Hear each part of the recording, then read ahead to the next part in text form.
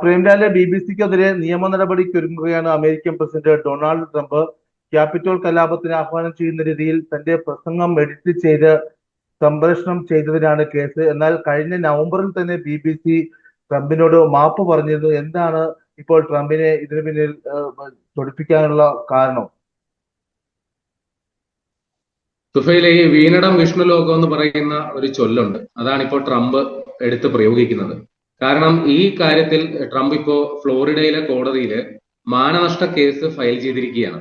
അപ്പോ മാനനഷ്ട കേസ് എന്ന് പറയുന്ന ട്രംപിന്റെ മാനത്തിന് വിലയിട്ടുകൊണ്ടാണ് ആ കേസ് ഫയൽ ചെയ്തിരിക്കുന്നത്. 5 ബില്യൺ അമേരിക്കൻ ഡോളറാണ് തന്റെ മാനത്തിന് പ്രതിഫലമായിട്ട് അല്ലെങ്കിൽ അതിന്റെ വിലയായിട്ട് ട്രംപ് BBC-യോട് ആവശ്യപ്പെടുന്നത്.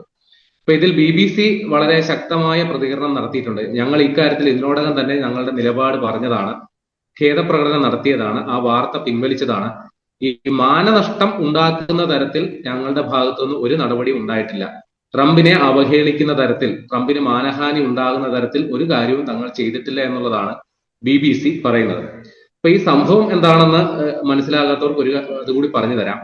കാരണം ഒന്നാം ട്രംപ് അധികാരം ഒഴിയുന്ന സമയത്ത്, തെരഞ്ഞെടുപ്പ് പരാജയം നേരിട്ട സമയത്ത് അദ്ദേഹം തന്റെ അധികാരം കൈമാറാൻ കൂട്ടാക്കാതെ തന്റെ അനുയായികളെ വലിയ ഭരണ അട്ടിമറിക്ക് പ്രേരിപ്പിച്ചു എന്നുള്ളതാണ് ആക്ഷേപം.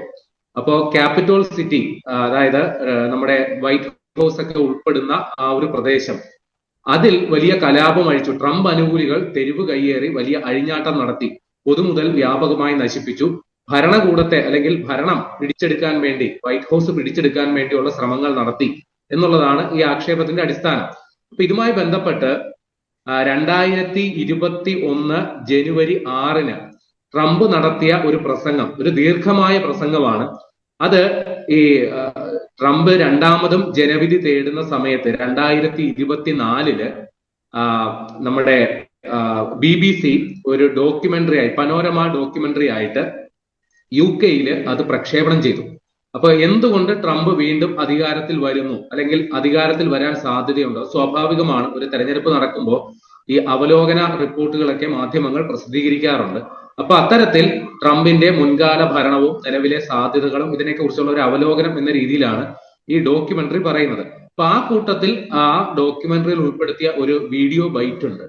അപ്പൊ അതില് ട്രംപിന്റെ ഒരു 50 മിനിറ്റിലധികം നീണ്ടു നിൽക്കുന്ന പ്രസംഗം, അത് ഒരു ഡോക്യുമെന്ററിയിൽ ആ ഒരു പ്രസംഗം ദീർഘമായി കാണിക്കുക അത് സാങ്കേതികമായി സാധ്യമുള്ള കാര്യമല്ല. അപ്പൊ സ്വാഭാവികമായിട്ടും അതിന്റെ പ്രസക്ത ഭാഗങ്ങൾ അത് സൗകര്യപൂർവ്വം എഡിറ്റ് ചെയ്ത് ഉപയോഗിക്കുകയാണ് സാധാരണഗതിയിൽ ഏതൊരു പ്രോഗ്രാം പ്രൊഡ്യൂസറും അത് തന്നെയാണ് ചെയ്യുക. അപ്പൊ അത് തന്നെയാണ് BBC-യും പിന്തുടർന്നത്. അവരുടെ ഒരു ഡോക്യുമെന്ററിയിൽ പ്രസക്തമായ ട്രംപിന്റെ പ്രസംഗത്തിന്റെ ഭാഗം എഡിറ്റ് ചെയ്തു. അപ്പോൾ 50 മിനിറ്റ് നീളുന്ന പ്രസംഗം എഡിറ്റ് ചെയ്ത് ഒറ്റ ഒരു ബൈറ്റ് ആയിട്ട്, ഒരു 1-2 മിനിറ്റ് ദൈർഘ്യം മാത്രമുള്ള ഒരു ബൈറ്റ് ആയിട്ട് ചുരുക്കിയപ്പോൾ അതിന്റെ ആശയം മാറിപ്പോയി, അർത്ഥം മാറിപ്പോയി എന്നുള്ളതാണ് ട്രംപിന്റെ ആരോപണം. അപ്പൊ അതിൽ പറഞ്ഞിരിക്കുന്ന സംഗതി, ട്രംപ് എന്താണ് പ്രസംഗിച്ചതെന്നും എന്താണ് ആ ഡോക്യുമെന്ററിയിൽ വന്നതെന്നും നമുക്കിപ്പോ നോക്കാം. അതായത് ഈ ക്യാപിറ്റോൾ സിറ്റിയിൽ ട്രംപ് അനുകൂലികളെ കലാപത്തിന് പ്രേരിപ്പിച്ചു എന്നുള്ളതാണല്ലോ ട്രംപിനെതിരെയുള്ള ആക്ഷേപം. അപ്പൊ അദ്ദേഹം പറഞ്ഞത് ഇങ്ങനെയാണ്: We are going to walk down to the Capitol and we are going to cheer on our brave senators and congressmen and women. അപ്പോ നമ്മൾ നേരെ ക്യാപിറ്റോൾ സിറ്റിയിലേക്ക് മാർച്ച് ചെയ്തു പോകുന്നു, അങ്ങോട്ടേക്ക് പോകുന്നു. എന്നിട്ട് അവിടെ നമ്മുടെ ധീരരായ സെനറ്റർമാർക്ക് വേണ്ടിയും കോൺഗ്രസ്മാൻമാർക്ക്, കോൺഗ്രസ്മാൻ വെച്ചാൽ ജനപ്രതിനിധി സഭയിലുള്ള റിപ്പബ്ലിക്കൻ പാർട്ടിയുടെ പ്രതിനിധികൾ, അവർക്ക് വേണ്ടിയും നമുക്ക് ചിയർ ചെയ്യാം. ചിയർ ചെയ്യാന്ന് പറഞ്ഞാൽ അവർക്ക് വേണ്ടി മറ്റേ മുദ്രാവാക്യം വിളിയോ അല്ലെങ്കിൽ അവരെ പുകഴ്ത്തിക്കൊണ്ടുള്ള സംസാരമോ, ഇതൊക്കെയാണ് ചിയർ ചെയ്യുക എന്ന് പറഞ്ഞു കഴിഞ്ഞാൽ ഉദ്ദേശിക്കുക. ഇതാണ് പറഞ്ഞത്. പിന്നെ തൊട്ടടുത്ത 50 മിനിറ്റുള്ള പ്രസംഗത്തിൽ അടുത്ത ഭാഗത്തിൽ അദ്ദേഹം പറയുന്നത്, and we fight like hell. നമ്മൾ പോരാടും, നമ്മൾ നരകത്തിലെ പോലെ, നരകമാണെങ്കിൽ നരകം രണ്ടും കൽപ്പിച്ച പോരാടും എന്ന തരത്തിലാണ് അദ്ദേഹം പ്രസംഗിച്ചത്. അപ്പൊ ഇത് ദീർഘമായ ഒരു പ്രസംഗമാണ്. അപ്പൊ BBC-യിലെ ഡോക്യുമെന്ററിയിൽ വന്നപ്പോ അത് വെട്ടിച്ചേർപ്പിച്ച് ഒരൊറ്റ ബൈറ്റായി വന്നത് ഇങ്ങനെയാണ്: We are going to walk down to the Capitol and I will be there with you and we fight like hell. അതായത് നമ്മൾ നേരെ ക്യാപിറ്റോളിലേക്ക് പോകുന്നു, നിങ്ങളോടൊപ്പം ഞാനും ഉണ്ടാകും, നമുക്ക് അവിടെ പോരാടാം, നരകത്തിലെങ്കിൽ നരകത്തിലേതുപോലെ അല്ലെങ്കിൽ നരകമെങ്കിൽ നരകം എന്ന് പറഞ്ഞുകൊണ്ട് നമുക്ക് പോരാടാം എന്ന രീതിയിൽ ഈ ഡോക്യുമെന്ററിയിലെ ബൈറ്റ് അർത്ഥം മാറിപ്പോയി. അത് പല ഒരു ദീർഘമായ പ്രസംഗത്തിന്റെ പല ഭാഗങ്ങൾ അത് വെട്ടി യോജിപ്പിച്ച് ഒന്നാക്കിയപ്പോൾ വന്ന ഒരു പിഴവാണ്. BBC ഏതായാലും ആ തെറ്റ് ഏറ്റുപറഞ്ഞു. അത് ശരിയാണ്, അങ്ങനെ കൂട്ടിച്ചേർത്ത് വന്നപ്പോൾ അതിന്റെ അർത്ഥം മാറിപ്പോയി. പക്ഷെ ഇത് പറഞ്ഞത് ട്രംപ് തന്നെയാണ്. അതിന്റെ ഓഡിയോയിൽ എഡിറ്റിംഗ് ഉണ്ടായിട്ടില്ല. പലപ്പോഴായിട്ട് പറഞ്ഞത് ചേർത്ത് ഒന്നാക്കിയപ്പോൾ ചിലപ്പോൾ അതിന്റെ കാഠിന്യം അല്പം കൂടിയിട്ടുണ്ടാകാം എന്നുള്ളതാണ് നമ്മൾ മനസ്സിലാക്കേണ്ടത്. ഏതായാലും BBC അവർക്കെതിരെ വന്ന ഗുരുതരമായ ഒരു ആരോപണമായിട്ട് പോലും അവർ ഈ വാർത്തയുടെ സകല മുക്കും മൂലയും പ്രസിദ്ധീകരിച്ചു. അതുമായി ബന്ധപ്പെട്ട് അവർക്ക് നേരിടേണ്ടി വന്ന വിമർശനങ്ങൾ അടക്കം അവർ വലിയ പ്രാധാന്യത്തോടെ തന്നെ പ്രസിദ്ധീകരിച്ചു എന്നുള്ളത് ആ മാധ്യമത്തിന്റെ ക്രെഡിബിലിറ്റിയെ കൂടി നമ്മൾ മനസ്സിലാക്കേണ്ടതാണ്. സാധാരണഗതിയിൽ ഒരു മാധ്യമത്തിന് ഒരു അമളി പറ്റിയാൽ ഒരു 2 വരി ഖേദപ്രകടനത്തിനപ്പുറം കാര്യമായ വാർത്തകളോ മറ്റോ കൊടുക്കാറില്ല. അതാണ് ഇന്ത്യൻ മാധ്യമങ്ങൾ പിന്തുടരുന്ന ഒരു ശൈലി. ഏതാണ്. പക്ഷെ BBC അക്കാര്യത്തിലും എല്ലാവരെയും ഞെട്ടിച്ചു. അവർക്കുണ്ടായ പിഴവിനെ കുറിച്ച് അവർ തന്നെ വലിയ പ്രാധാന്യത്തോടെ വാർത്ത കൊടുത്തു. അവർക്കെതിരെ ഉണ്ടായ വിമർശനങ്ങളെ കുറിച്ചും അവർ വാർത്ത കൊടുത്തു. ഏറ്റവും ഒടുവിൽ അവർ നടത്തിയ ഖേദപ്രകടനം അതും കൊണ്ടും തീർന്നില്ല. ഇതുമായി ബന്ധപ്പെട്ട് BBCയുടെ ഡയറക്ടർ ജനറൽ ടിം ഡേവിയും ഹെഡ് ഓഫ് ന്യൂസ് ഡെബോറ ടർണസും, അവരൊരു വനിതയാണ്, രണ്ടുപേരും രാജിവെച്ചു. അപ്പോ തലപ്പത്തുള്ളവർ അതുമായി ബന്ധപ്പെട്ട് ഈ ഡോക്യുമെന്ററി പ്രൊഡ്യൂസ് ചെയ്ത പ്രൊഡ്യൂസറെയോ അല്ലെങ്കിൽ അങ്ങനെയുള്ള താഴേക്കിടയിലെ ഏതെങ്കിലും ഒരു ജീവനക്കാരനെതിരെ അച്ചടക്ക നടപടി എടുത്തുകൊണ്ട് തടിതപ്പാനല്ല BBC ശ്രമിച്ചത്. അതിന്റെ തലപ്പത്തുള്ളവർ തന്നെ ഇതിന്റെ ഉത്തരവാദിത്വം ഏറ്റെടുത്തുകൊണ്ട് രാജിവെച്ചൊഴിയുകയാണ് ചെയ്തത്. വാസ്തവത്തിൽ ഈ സംഭവത്തിന്റെ ഗൗരവ സ്വഭാവം പുറത്തു വന്നത് ഈ BBC തന്നെ ഒരു ആഭ്യന്തര സമിതി ഉണ്ട്. ഈ പരിപാടിയുടെ ഗുണനിലവാരം സംബന്ധിച്ചുള്ള കാര്യങ്ങളെ കുറിച്ച് ചർച്ച ചെയ്യുന്നതിന് അതിനുവേണ്ടി നിർദ്ദേശങ്ങൾ കൊടുക്കുകയും ചെയ്യുന്ന ഒരാളാണ്.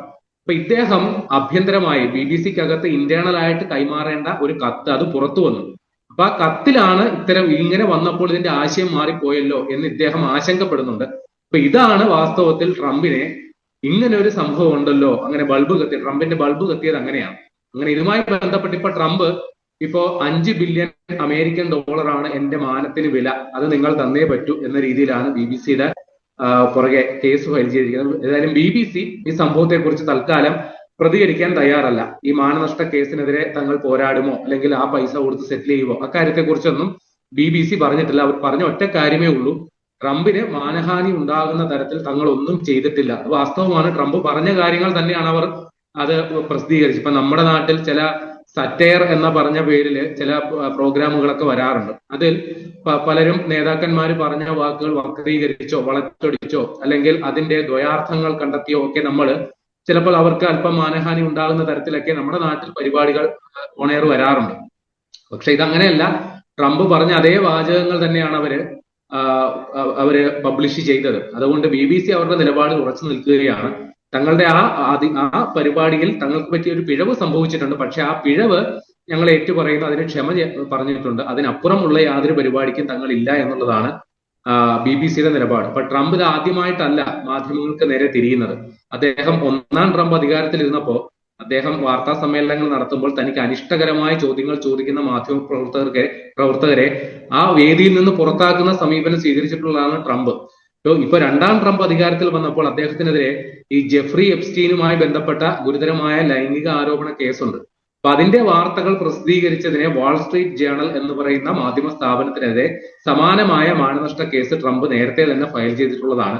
പക്ഷെ അന്ന് വാൾസ്ട്രീറ്റ് ജേണൽ അവർക്ക് കിട്ടിയ രഹസ്യ വിവരത്തിന്റെ അടിസ്ഥാനത്തിൽ പ്രസിദ്ധീകരിച്ച വാർത്ത പിന്നീട് വാസ്തവമാണ് എന്ന തരത്തിൽ അമേരിക്കയിലെ തന്നെ ഈ പാർലമെന്റ് സമിതി പുറത്തുവിട്ട തെളിവുകളിൽ അത് വെറും വാർത്തയല്ല വസ്തുതയാണ് എന്നുള്ള കാര്യം പുറത്തു വരികയും ചെയ്തിരുന്നു. പക്ഷെ അത് സംബന്ധിച്ച് പിന്നെ ട്രംപ് വാ തുറന്നിട്ടില്ല. അപ്പൊ ഇതും അതേപോലെ ട്രംപ് ഒരു ആവേശത്തിന് കയറി മാനനഷ്ട കേസ് ഫയൽ ചെയ്തതാകാനാണ് സാധ്യത.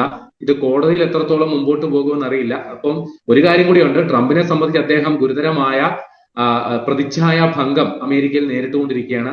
അദ്ദേഹത്തിന്റെ വിദേശ നയങ്ങൾ അമേരിക്കയിൽ വലിയ പ്രതിസന്ധി ഉണ്ടാകുന്നു. ഒരു 40-ലധികം ദിവസം അമേരിക്കയുടെ ഭരണസ്തംഭനം ഉണ്ടായി. അപ്പൊ ഇതെല്ലാം അമേരിക്കൻ ഭരണകൂടത്തെ, പ്രത്യേകിച്ച് ട്രംപിന്റെ ഭരണത്തിൽ വലിയ അവമതിപ്പ് അമേരിക്കയിൽ സൃഷ്ടിച്ചിട്ടുണ്ട്. കൂടാതെ ഈ ജെഫ്രി എപ്സ്റ്റീന്റെ കേസുമായി ബന്ധപ്പെട്ട് ട്രംപിനെതിരെ നിരന്തരം പുതിയ തെളിവുകൾ പുറത്തേക്ക് വരുന്നു. അപ്പോ തനിക്കുണ്ടായ മാനക്കേട് അല്ലെങ്കിൽ എന്താ പറയുക ഒരു പ്രതിച്ഛായ ഭംഗം മറയ്ക്കാൻ കൂടിയാണ് വീണ് കിട്ടിയ ഒരു അവസരം എന്ന നിലയിൽ BBC എങ്കിൽ BBC എന്ന് പറഞ്ഞുകൊണ്ട് അവർക്കെതിരെ ട്രംപ് ഇപ്പോൾ മാനനഷ്ട കേസുമായി പോകുന്നത് എന്നുള്ളതാണ് നമ്മൾ മനസ്സിലാക്കേണ്ടത്.